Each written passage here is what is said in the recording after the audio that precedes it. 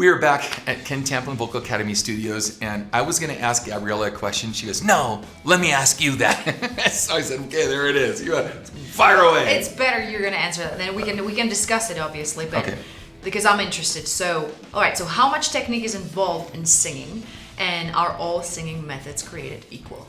Okay. Well, I don't think there's one answer to that. In fairness, my thing is the proof is in the singing, and my course is how to sing better than anyone else. Can you sing better than yourself?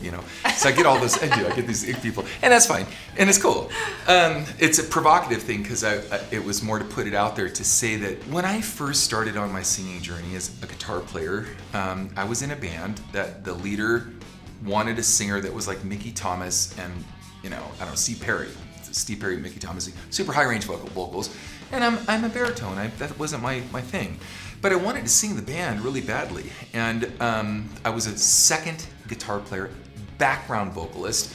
I was 19 at the time, so I started heavy on my journey to wanting to learn how to sing, and I realized I'm getting so much disinformation, misinformation, incomplete information from all these different vocal coaches. And it's going to sound really silly, but I was on this. We did a Monsters of Rock tour in the band that I was in Europe, and it was bizarre because we do these big shows. In fact, we were the opening act for the Dynamo Festival, the very first band that ever did it. The band I was in, and other things like that.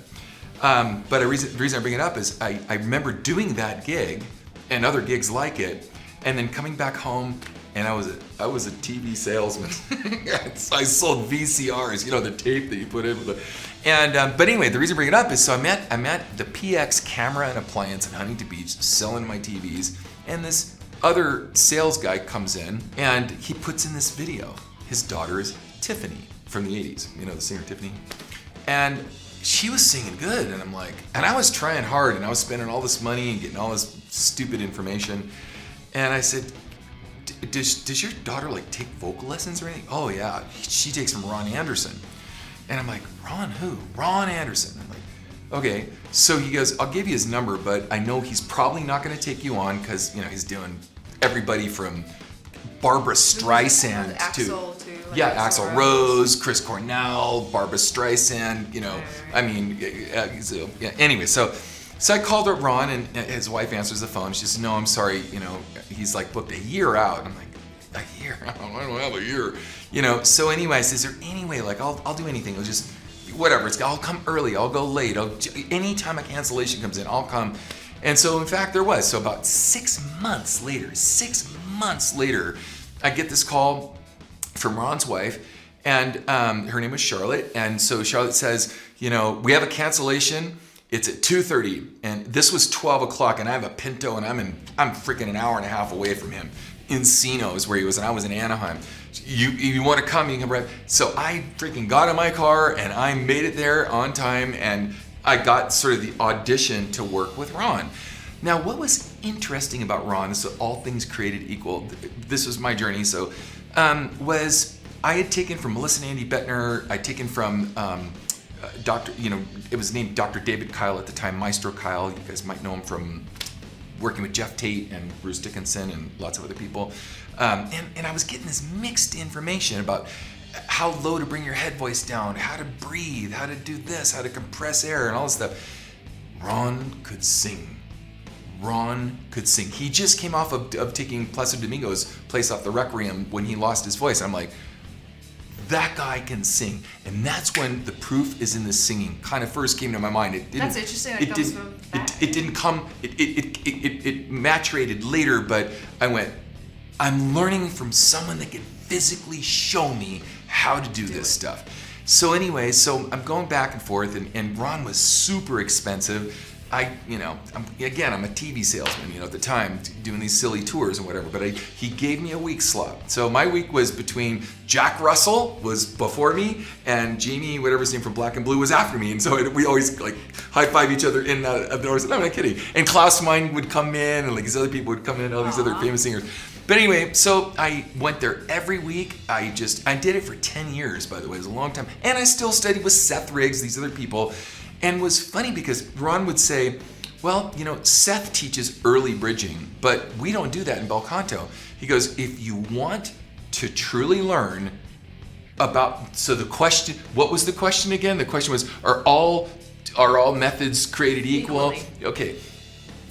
And I went, no, they're not. They're so confusing, and everyone's got a story. And the only way that I'm gonna learn this, if I'm gonna go to learn guitar, go to a guitar player that can play, and in the style that I wanna learn, like, you know.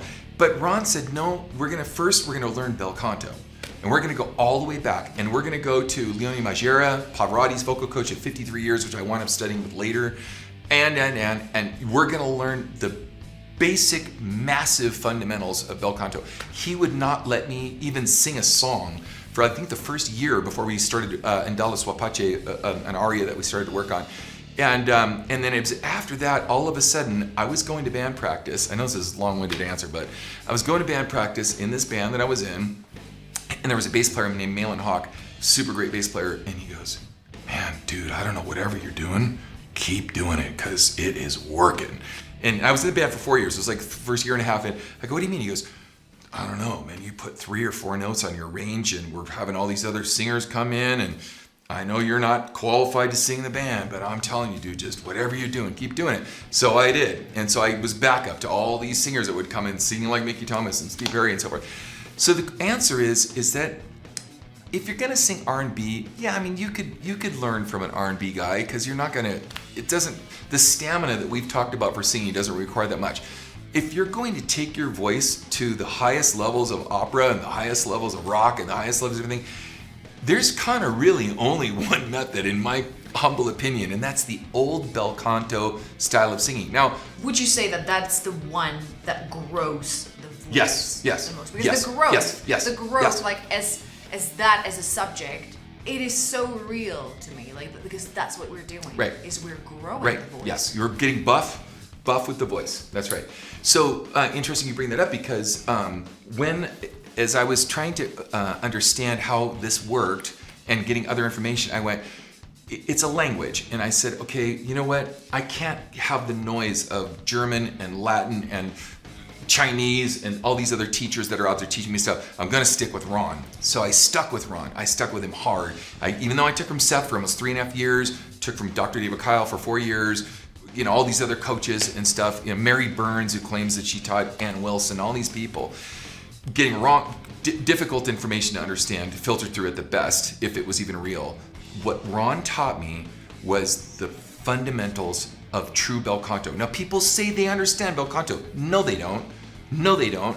Because no one taught me the breathing mechanism. What was the engine? If I didn't have this engine and the breathing mechanism that Ron taught me, none of this would have mattered, because I couldn't bring it to life. There was nothing here. Everything is all here, instead of it coming from here and resonating forward. So, so for me, bel canto is the true method. And no, we don't all want to sound like opera stars, but it's applicable straight across the board for every single style of singing. And I'll say this. It sounds so complex, but it's actually very simple. Right. So there's core simplicities, and then there's a lot of nuance, right? Right. Well, that comes a little later. Maybe like the nuances are really like, I feel like after 10 years of studying under you, now we're getting into like a lot Minutia. of detail. And I was like, did I even learn anything? Many times, right? Right. When you say like, but look, now we're getting into really like fine details. But the beginning is quite simple. It's not.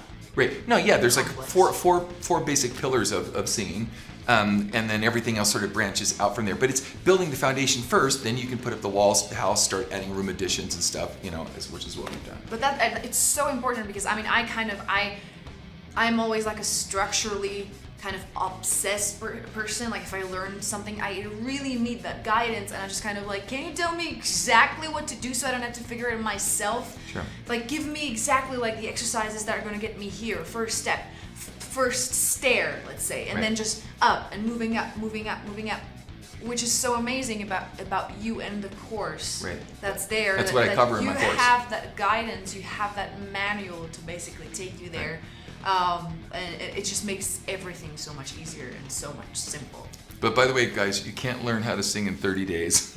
Ouch. Just had to say that. All right, that was awesome. Thank you, Sugar. Okay, next question coming up.